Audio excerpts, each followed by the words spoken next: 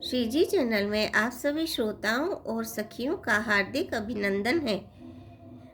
कल हमने जाना था कि कपटी मुनि राजा को अपने वश में कर लेता है और बताता है कि आप जो है प्रताप भानु राजा हैं, आपके पिता का नाम सत्यकेतु है।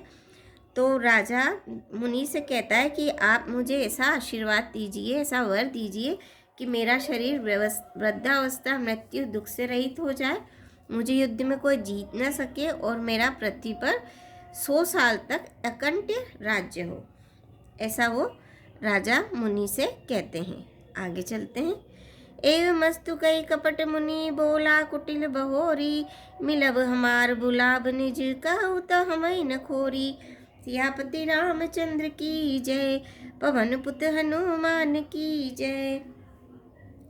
ताते में तो एवमस्तु ऐसा ही हो, ऐसा कहकर वह कुटिल कपटी मुनि फिर बोला, किंतु तुम मेरे मिलने तथा अपने राह भूल जाने की बात किसी से कहना नहीं। यदि कह दोगे तो हमारा दोष नहीं। हे राजन, मैं तुमको इसलिए मना करता हूँ कि इस प्रसंग को कहने से तुम्हारी बड़ी हानि होगी। छठे कान में ये बात पड़ते ही तुम्हारा नाश हो जाएगा। मेरा ये वचन सत्य जानना। हे प्रताप भानु, सुनो, इस बात के प्रकट करने से अथवा ब्राह्मणों के शाप से तुम्हारा नाश होगा, और किसी उपाय से चाहे ब्रह्मा और शंकर भी मन में क्रोध करे तुम्हारी मृत्यु नहीं होगी। राजा ने मुनि के चरण पकड़कर कहा, हे स्वामी, सत्य ही है। ब्राह्मण और गुरु के क्रोध से कहिए कौन रक्षा कर सकता है। यदि ब्रह्मा भी क्रोध करे तो गुरु बचा लेते हैं, पर गुरु से विरोध करने पर जगत में कोई भी बचाने वाला नहीं है। यदि मैं आपके कथन के अनुसार नहीं चलूँगा तो भले ही मेरा नाश हो जाए, मुझे इसकी चिंता नहीं है। मेरा मन तो है प्रभु केवल एक ही डर से डर रहा है कि ब्राह्मणों का शाप बड़ा भयानक होता है। वे ब्राह्मण किस प्रकार से वश में हो सकते हैं, कृपा करके वह भी बतलाइए। हे दीन दयालु, आपको छोड़कर और किसी को मैं अपना हेतु नहीं देखता। तपस्वी ने कहा, हे राजन, सुनो, संसार में उपाय तो बहुत हैं, पर वे कष्ट साध्य हैं, बड़ी कठिनता से बनने में आते हैं, और इस पर भी सिद्ध हो क्या न हो, उनकी सफलता निश्चित नहीं है। हाँ, एक उपाय बहुत सहज है, परंतु उसमें भी एक कठिनता है। हे राजन, वह युक्ति तो मेरे हाथ है, पर मेरा जाना तुम्हारे नगर में नहीं हो सकता। जब से पैदा हुआ हूँ तब से आज तक मैं किसी के घर अथवा गांव नहीं गया, परंतु यदि नहीं जाता हूँ तो तुम्हारा काम बिगड़ता है। आज यह बड़ा असमंजस आ पड़ा है। यह सुनकर राजा कोमल वाणी से बोला, हे नाथ, वेदों में ऐसी नीति कही है कि बड़े लोग छोटों पर स्नेह करते ही हैं। पर्वत अपने सिरों पर सदा तृण को धारण किए गए रहते हैं, अगाध समुद्र अपने मस्तक पर फेन को धारण करता है, और धरती अपने सिर पर सदा धूलि को धारण किए रहती है।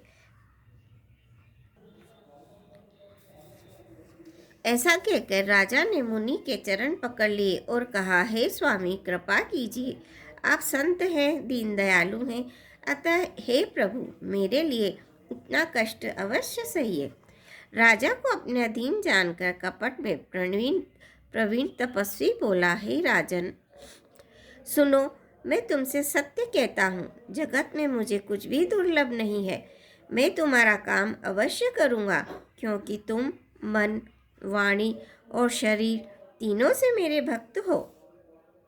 पर योग, युक्ति, तप और मंत्र का प्रभाव तभी फलीभूत होता है जब वे छिपाकर किए जाते हैं। हे नरपति, मैं यदि रसोई बनाऊं और तुम उसे परोसो और मुझे कोई जानने न पावे, तो सन्न को जो खाएगा सो तुम्हारा अधिकारी बन जाएगा। यही नहीं, उन भोजन करने वालों के घर भी जो कोई भोजन करेगा, हे राजन, सुनो, वह भी तुम्हारे अधीन हो जाएगा। हे राजन, जाकर यही उपाय करो और वर्ष भर भोजन कराने का संकल्प कर लेना। नित्य नए 1,00,000 ब्राह्मणों को कुटुंब सहित निमंत्रित करना। मैं तुम्हारे संकल्प के काल अर्थात 1 वर्ष तक प्रतिदिन भोजन बना दिया करूँगा। हे राजन, इस प्रकार बहुत ही थोड़े परिश्रम से सब ब्राह्मण तुम्हारे वश में हो जाएंगे। ब्राह्मण हवन यज्ञ और सेवा पूजा करेंगे तो उस प्रसंग संबंध से देवता भी सहज ही वश में हो जाएंगे। मैं एक और पहचान तुमको बताए देता हूँ कि मैं इस रूप में कभी ना आऊँगा। हे राजन, मैं अपनी माया से तुम्हारे पुरोहित को हर लाऊंगा।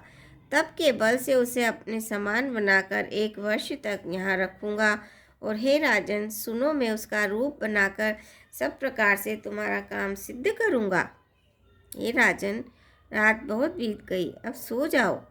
आज के तीसरे दिन मुझसे तुम्हारी भेंट होगी। तब के बल से मैं घोड़े सहित तुमको सोते में ही घर पहुंचा दूंगा। मैं वही पुरोहित का वेश धरकर आऊँगा। जब एकांत में तुमको बुलाकर सब कथा सुनाऊंगा तब तुम मुझे पहचान लेना। राजा ने आज्ञा मानकर शयन किया और वह कपट ज्ञानी आसन पर जा बैठा। राजा थका था, उसे खूब गहरी नींद आ गई, पर वह कपटी कैसे सोता, उसे तो बहुत चिंता हो रही थी। उसी समय वहाँ कालकेतु राक्षस आया, जिसने सुअर बनकर राजा को भटकाया था। जो सुअर बना था वो कालकेतु नाम का राक्षस था। वह तपस्वी राजा का बड़ा मित्र था और खूब छल प्रपंच जानता था। उसके 100 पुत्र और 10 भाई थे, जो बड़े ही दुष्ट, किसी ने से न जीतने जाने वाले और देवताओं को दुख देने वाले थे। ब्राह्मणों, संतों और देवताओं को दुखी देखकर राजा ने उन सबको पहले ही युद्ध में मार डाला था। उस दुष्ट ने पिछला वैर याद करके तपस्वी राजा से मिलकर सलाह विचारी षड्यंत्र किया और जिस प्रकार शत्रु का नाश हो वही उपाय रचा। भावी वश राजा प्रताप भानु कुछ भी न समझ सका। रिपु तेजसी अकेल अपि लघु करी गनीय न ताहु। अजौ देत दुख रवि शशि सिर अवशेषित राहु। सियापति रामचंद्र की जय, पवन पुत्र हनुमान की जय। मंगल भवनीय मंगलहारी, दबौ सुदशरथ अजर बिहारी। दीन दयाल विरद संभारी, हरौ नाथ मम संकट भारी। राम सिया राम, सिया राम, जय जय राम। श्रोता, आज के लिए बस इतना ही। आपसे आशा है मेरे चैनल को सब्सक्राइब करेंगे, वीडियो को लाइक करेंगे, शेयर करेंगे। धन्यवाद।